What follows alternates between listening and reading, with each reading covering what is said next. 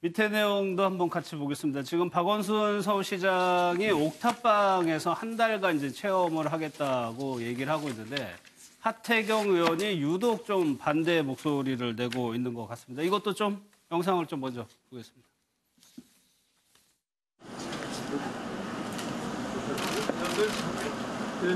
아, 계속 언덕이구나. 응?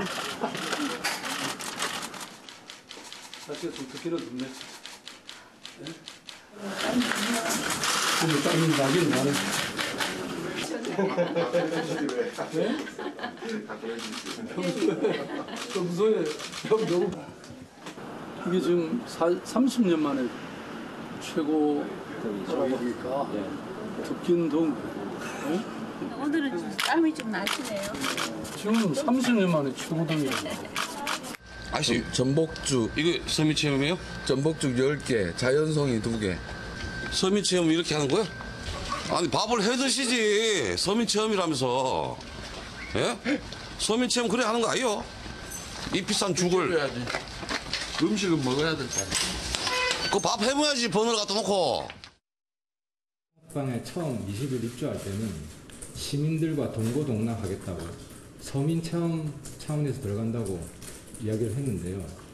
어제는 일하러 들어간 거다 해서 또 서민 체험 아니라고 서민들은 일요일 새벽에 동원할 전복죽 배달부가 없다. 그러니까 박원순 시장이 엊그제 일요일 새벽에요.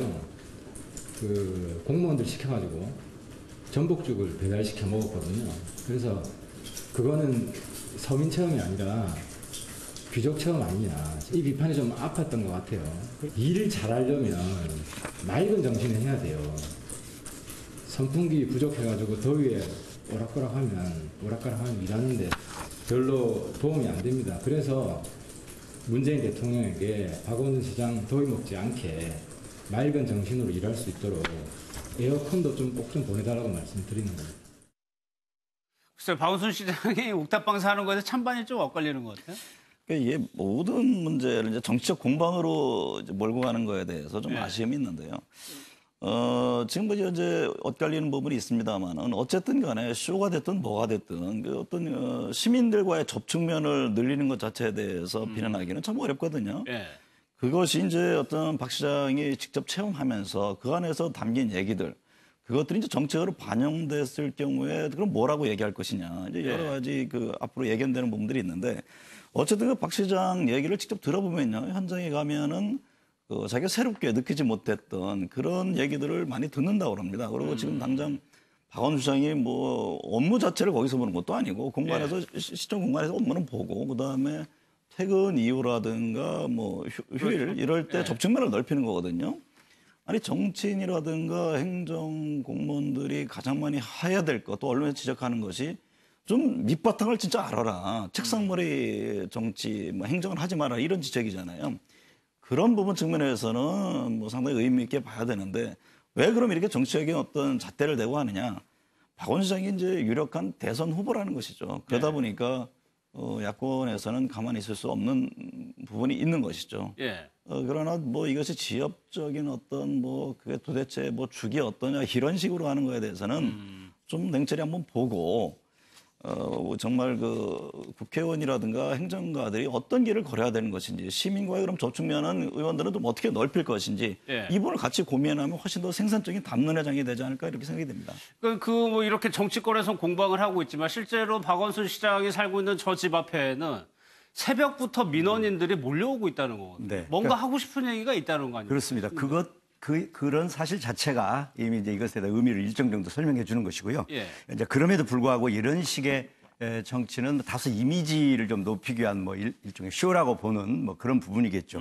그게 심하냐, 정치인이 그 정도는 할 수 있다냐 하는 건데 한 달 정도 이런 체험을 하는 것, 체험 그야말로 뭐 이런 정도는 우리가 이제 이해해 줄 수가 있는데 하태경 의원의 이 대응, 그러니까 조롱 또는 빈정거림 그 문장 한마디 한마디가 진지하게 이런 문제를 좀 이 이후에 좀 정책이 나와야 된다거나 이런 방식 다음에 이어져서 그 앞에 있는 많은 분들의 이야기를 좀 제대로 듣는 이런 시스템이 동반돼야 된다. 이렇게 좀 생산적인 좀 커멘트를 하면 좋은데 빈정거리고 조롱하고 희화하고 이런 식으로 하면 약간의 이런 박원순 시장의 행보가 좀 문제가 있더라도 예. 그것에 대한 반대 의견보다는 저런 식의 지적이 가져다주는 진솔성이 좀 떨어지지 않겠나. 그래서 양측 모두 앞쪽은 좀 진솔성을 가지려고 그런 행보, 체험 이후에 정책적으로 연결하는 노력을 계속해야 될 것이고 예. 하의원은 지적을 조금 더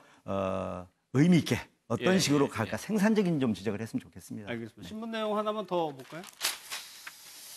기대와 비판 사이에 이제 있다는 겁니다. 야당에서는 또 이제 문재인 대통령의 선풍기를 선물했었죠. 이 부분을 또 비꼬았는데 청년층에서는 취지는 좋지만 결과가 있어야 되는 거 아니냐. 그러니까 시민들의 관심은 이런 공방보다는 그래서 서울시에서 이 체험을 통해서 어떤 정책을 내놓을지 그 부분에 관심 있는 거 아닙니까? 그렇습니다. 제가 볼 때는 박원순 시장이 이런 옥탑방 체험 정치죠, 이른바. 나선 이유는 결국은 시민들에게 잘 보이려고 하는 그런 마음이 있는 것 같아요. 예. 그럼 그것 자체가 좋냐 나쁘냐를 얘기하기는 어려울 것 같아요. 중요한 건 이제 진정성인데 지금 당장 이런 박원순 시장의 옥탑방 체험이 과연 쇼냐 아니냐라는 거를 현 시점에서 판단하기 굉장히 어렵고요. 결과도 플러스가 될 수도 있고 마이너스가 될 수도 있습니다. 박원순 시장에게. 그래서 제가 볼 때는 좀 시간을 두고 지켜보면 예. 그렇지 않습니까? 우리가 많은 사람을 영원히 속일 수는 없다. 이런 말 있지 않습니까? 결국에 시간이 지나면은 이것에 대해서 진짜 가짜 여부가 판정이 날 것이고 예. 중요한 것은 앵커께서 말씀하셨던 대로 박원순 시장이 옥탑방에서 체험을 통해서 서울시정에 어떤 정책을 만들어서 서울 시민들의 삶의 질을 높이느냐 또는 못하느냐 이 부분이 결국 관건이 아닌가. 그래서 좀 더 지켜볼 필요가 있다. 이런 말씀을 드리고 싶습니다. 정문기 변호사께서는 어때 이런 것들이 지자체장이라든가 정치인들이 현장으로 조금이라도 더 내려가는 뭐 굳이 이런 체험이 아니더라도 그런 거는 좀 필요해 보이는 것 같기도 하거든요. 예, 기본적으로 정책은 사실은 현장에 답이 있거든요. 예. 그거는 맞습니다. 기본적으로 현장에 가서 부대끼면서 고민들을 느껴보면서 하는 정책과 그냥 보고서로 통해서 이제 만드는 정책은 하늘과 땅 차이나 맞죠. 취지는 사실은 저는 처음 좋았다고 봐요. 근데 이게 사실은 옥탑방 생활을 한다고 해서 우리가 서민 생활을 완전히 100% 체험할 수 있는 건 아니지 않습니까? 잠만 자보시는 건데 저는 차라리 이 정도 현장 체험에 열정이 계시다면 차라리 퇴근 후에 차라리 재래시장을 순회하면서 그냥 그 서민들이나 자영업자들의 고민들을 들어보고 그런 부분들을 정책에 반영하는 고민들을 충분히 할 수 있다고 보거든요. 어쨌든 서울시장의 자리가 천만 시민들의 사실은 일종의 생활을 좌지우지하시는 자리인데 좀 더 정책에 집중하실 수 있도록 옥탑방 체험도 지는 좋지만은 좀 더 다른 방면으로 충분히 서민 생활을 체험할 수 있는 통로들 많거든요. 좀 그런 부분들 좀 집중했으면 좋겠고 어쨌든 이렇게 시작했으니까 더 이상 이렇게 뭐 비난하거나 조롱하는 그런 부분들은 이제 그만두고 좀 지켜보는 시간이 필요할 것 같습니다. 결국은 정책이고 이걸 통해서 얼마나 서울 시민들의 삶이 나아지느냐 그게 관건이겠죠. 예. 그러니까 저게 이게 박원순 시장의 진정성을 좀 담보하는 방법이 강북구의 옥탑방 굉장히 서울시에서 좁은 부분이니까 네. 다양한 분야에 대해서 만약에 이런 체험을 이어간다면 조금 뭐 그런 의심을 좀 해소할 수도 있을까요? 그렇죠. 그러니까 옥탑방 왜 강북을 선택했느냐. 강북이 어쨌든 간에 뭐 생활 여건 자체가 강남보다는 좀 떨어진다. 그런 시각들이 있지 않습니까? 그러니까 네. 왜 그런 거에 대해서 과연 뭐 단순히 집의 문제냐. 근데 한편에서는 경제 측면에서는 일자리 문제다. 뭐 일자리가 강남에 집중되어 있기 때문에 집값의 문제도 그리고 여러 가지 생활 기반도 차이가 있는 것이다. 그렇기 때문에 단순한 옥탑방 안에서 뭐 주변 사람들의 삶의 어떤 개선보다도 근본적으로 그러면 서울시 어떤 균형 발전을 위해서는 어떻게 가야 될 것이냐. 이 부분에 대한 지적들이 있습니다. 그러니까 박원순 시장이 뭐 옥탑방 한 달에서 모든 것을 다 느끼고 깨우친다. 그것을 기대하기는 어렵겠죠.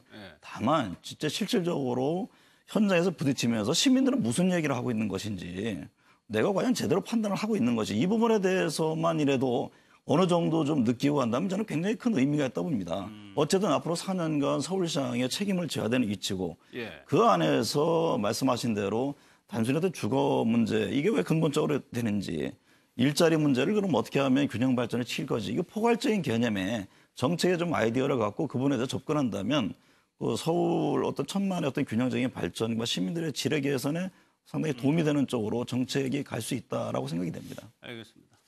여당의 전당대회 상황 좀 살펴보겠습니다. 지금이요, 이게 이번 선거에서도 좀 비슷한 현상이 나타나고 있는데 친문 후보 뽑기로 변질되고 있는 양상이 보이고 있습니다. 여당이라고 해가지고 혁신이 필요 없는 건 아닐 텐데 혁신 논의는 실종이 되고 있다는 얘기입니다. 각 후보들의 주요 워딩을 보면은 이해찬은 친노, 문 대통령에게는 부담스러운 선배 아니냐. 여기 문 대통령 끌어들였고요.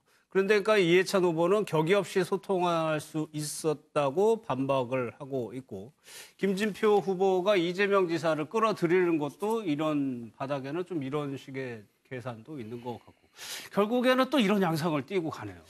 그렇죠. 사실은 좀 여권 전체적으로 당혹스러운 게 이제 친문 후보를 주창하면서 나오고 있지 않습니까? 네. 그러니까 통상적이라면 지금 집권 초기 때문에 사실은 한쪽으로 정리가 돼서 갈등 구조가 아니라 그야말로 어떤 당의 혁신과 어떤 미래의 어떤 지향적인 방안이 무엇인지 이거의 논의의 장으로 됐으면 좋았을 텐데 사실은 뭐 모든 선과 경선이랑 했고 그렇게 되지만은 않죠. 지금 이제 이재명 지사를 끌어들였고 또 앞서 모 후보는 이제 죽은 세포 얘기까지 하지 않았습니까? 그렇죠. 그러면서 점점 이전 투구 양상으로 지금 가고 있습니다. 그분에 대해서 우려하는 측면이 있는데 어쨌든 지금 과정을 보면은 뭐 여권 전체적으로 누구든 친문 후보가 돼야 되겠죠. 그리고 지금 현재 청와대로서는 당연히 그 청와대와 당정청 혼연일체가 되는 그런 식의 어떤 당을 이끄는 지도자가 되는 것이 맞다고 판단할 겁니다.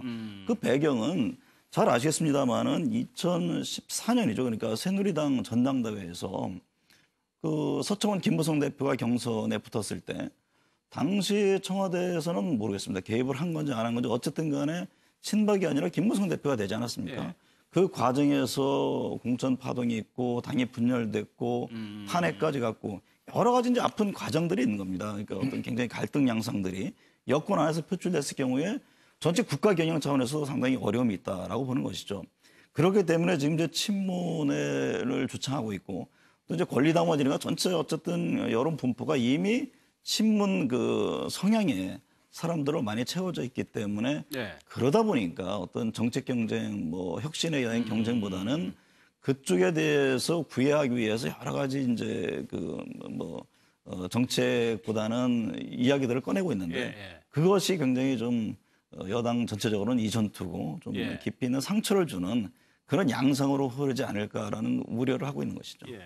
그래가지고 이제 송영길 후보가 내세우는 게 이제 이해찬 후보가 만약에 당대표가 되면은 대통령이 부담스러워할 것이다. 이 부분을 좀 어필하려고 그런 것 같아요. 각자 현 대통령과 얼마나 소통을 잘할 것이냐, 그동안 관계가 얼마나 좋았다 이런 경쟁을 하고 있는데 뭐 역대로 집권 여당의 대표를 뽑는 선거에서는 현직 대통령과의 좋은 관계를 갖고 있다는 게 당연히 선거 전략상 필요한 것이기 때문에 뭐 이런 현상은 뭐 아주 자연스럽고요.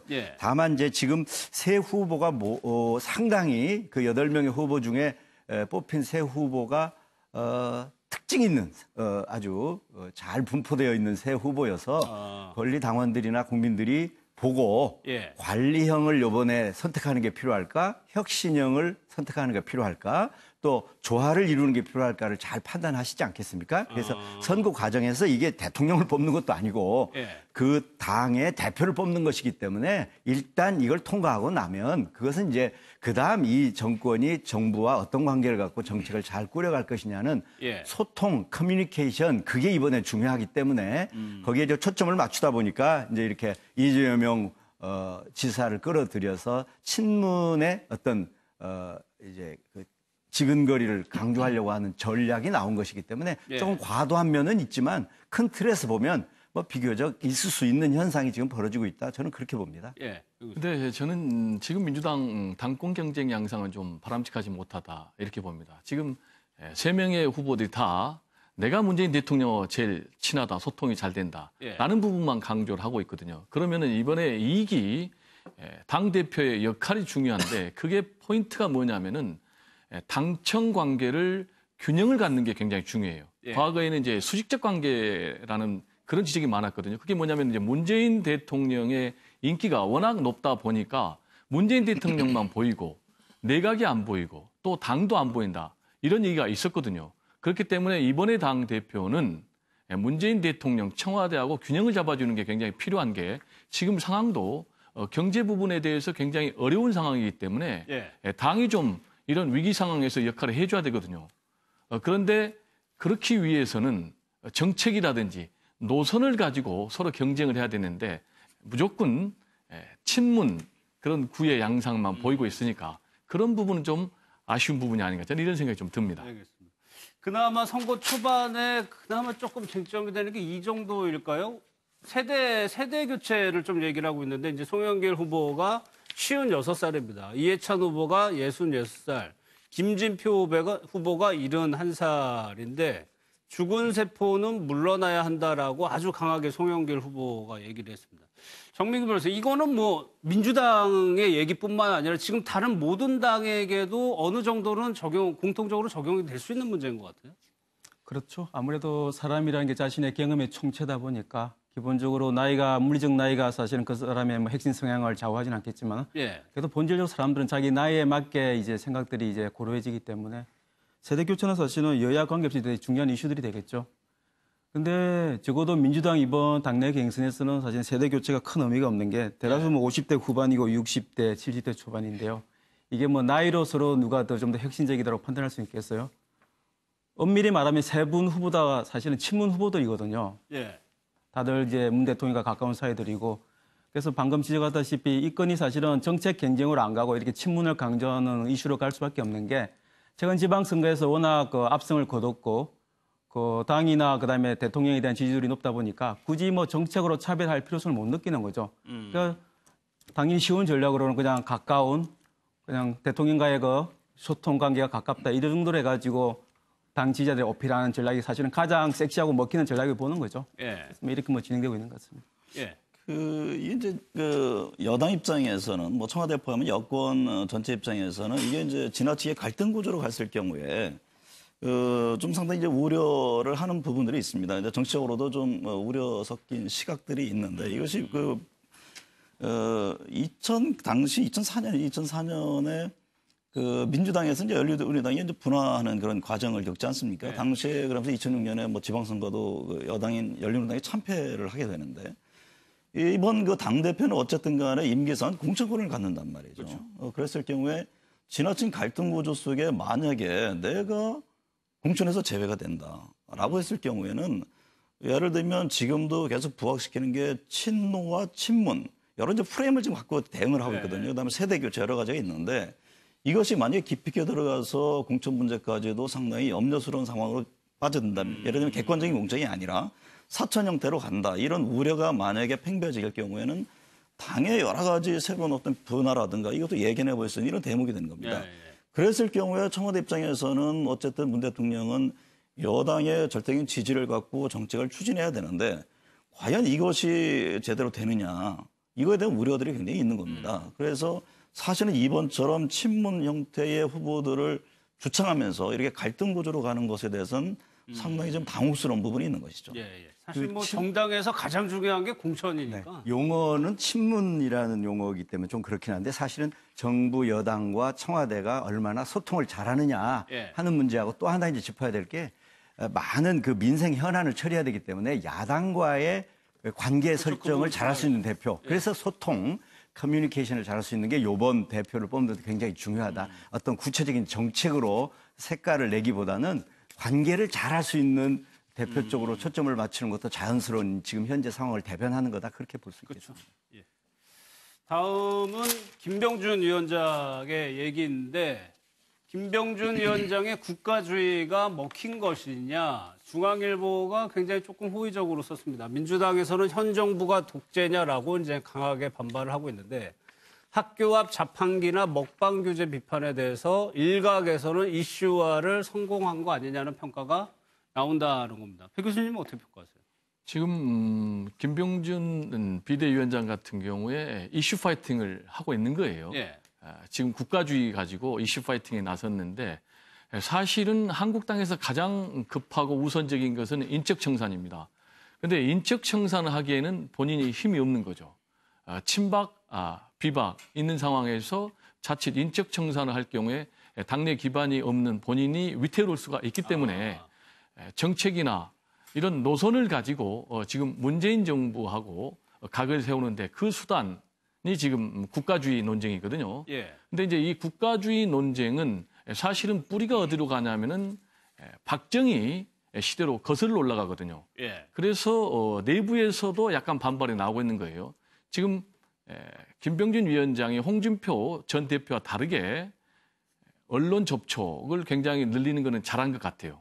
왜냐하면 홍준표 전 대표 같은 경우는 언론 접촉도 잘 안 하지 않고 페이스북 정치만 했는데 언론 접촉을 통해서 국가주의 문제를 계속해서 문제 제기하는 방법은 잘하고 있는데 제가 말씀드린 대로 궁극적으로 이 뿌리는 박정희 시대로 이어지기 때문에 예. 그 문제에 결국 본인이 어떻게 할 것인가.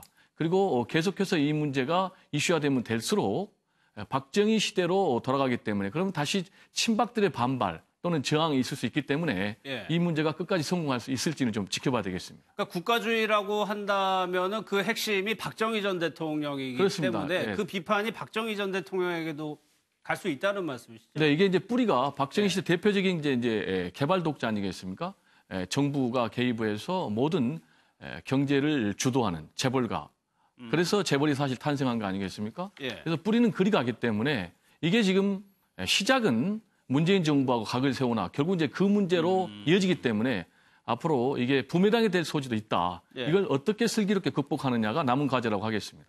그럼 예. 제가 부연해서 말씀을 드리면 말씀하셨듯이 이제 민주당 여당을 겨냥한 것도 있지만 내부를 겨냥한 측면도 상당히 있습니다. 굉장히 김병준 비대위원장이 고도의 어떤 정치적 계산 속에 지금 움직이겠다고 보고 있거든요. 그러니까 그게 뭐냐면 김병준 위원장은 사실은 보수의 가치를 재정립하겠다. 한국당. 지금 이대로는 안 된다라는 것을 일성으로 지금 제시하지 않았습니까? 그러니까 당내를 보면은 이른바 김병준 비대위원장이 추구하는 건 이제 합리적 보수입니다. 그러니까 수구적 보수 세력들이 분명히 있고 그것은 이제 국가주의와도 연결된다. 이런 그 프레임을 갖고선 지금 접근하는 측면이 있습니다. 그러니까 지금 일련의 과정 속에서 어느 정도 이슈의 파이팅은 성공한 것으로 보여집니다. 그러니까 민주당도 그동안에 참고 있다가 이 부분에서 이제 공세적인 예. 어떤 이슈 파이팅을 만들어가고 있는 거거든요. 그리고 김병준 위원장은 뭐 기무사라든가 이런 핵심 이슈에 대해서는 어떤 언급을 자제하고 정책 형태의 어떤 경쟁, 정책 경쟁 형태로 지금 움직임을 펴고 있는 겁니다. 특히 이제 예. 경제적인 문제라든가. 그러면서 결국에는 이제 그 내부의 어떤 인적 정산 문제는 그 다음 수순으로 가기 위한 하나의 그 소위 말 한국당 내부에서의 어떤 나름대로 프레임, 그다음에 어떤 보수의 가치, 이념적 가치에 대해서 선을 긋는 그런 과정으로 이해가 됩니다. 그러면 정민구 변호사님 그런 과정이 시간이 지나면은 서서히 옮겨갈 텐데 한국당 내부에서 반발을 김병준 위원장이 뚫고 이겨나갈 수 있느냐가 이제 그 동력의 문제인데 그 부분에 대해서 좀 어떻게 예상하세요? 사실은 그런 측면에서 김병준 위원장이 국가주의라는 그 아젠다를 들고 나온 거죠. 김병준의 국가주의는 단순히 우파만의 국가주의를 펼쳐는 것이 아니라 좌파나 우파나 관계없이 국가주의, 집단주의, 큰 정부, 시장의 자유를 펼쳐가는 그런 일련의 그 지나친 개입들을 규제하는 거기 때문에 기본적으로는 이슈 선점에 성공을 했어요. 한국당이 사실은 최근에 처음으로 이슈 선점에 성공하기 때문에 김병준 위원장의 첫 번째 아젠다는 저는 성공적이라고 봅니다. 그리고 이거는 사실은 일석이조고 꼭 먹고 알 먹긴 이유가 사실은 기본적으로 이슈를 선점하면서 그 각을 세웠지만 동시에 내부적으로는 나중에 친박 청산을 위한 사실은 대의명분 축적이거든요. 예. 사실은 우파 지금 좌파 그 국가주의 못지않게 우파 국가주의도 문제다. 시장과 개인의 자유를 중시하고 최소한의 경우에 뭐 예를 들면 불균형이나 뭐 소득 불균등 그런 경우에 한해서만 국가가 개입하자는 입장이기 때문에 이거는 다면적인 포석을 가지고 있는 부분입니다. 그렇기 때문에 종국적으로는 이 부분들을 사실은 하나의 동력으로 해서 인적 청산에 나갈 수 있는 하나의 모멘텀이 될 수도 있겠죠. 그래서 저는 예. 어쨌든 이슈 선점을 대단히 잘했다. 예, 지금 그렇게 평가하고 싶습니다. 알겠습니다.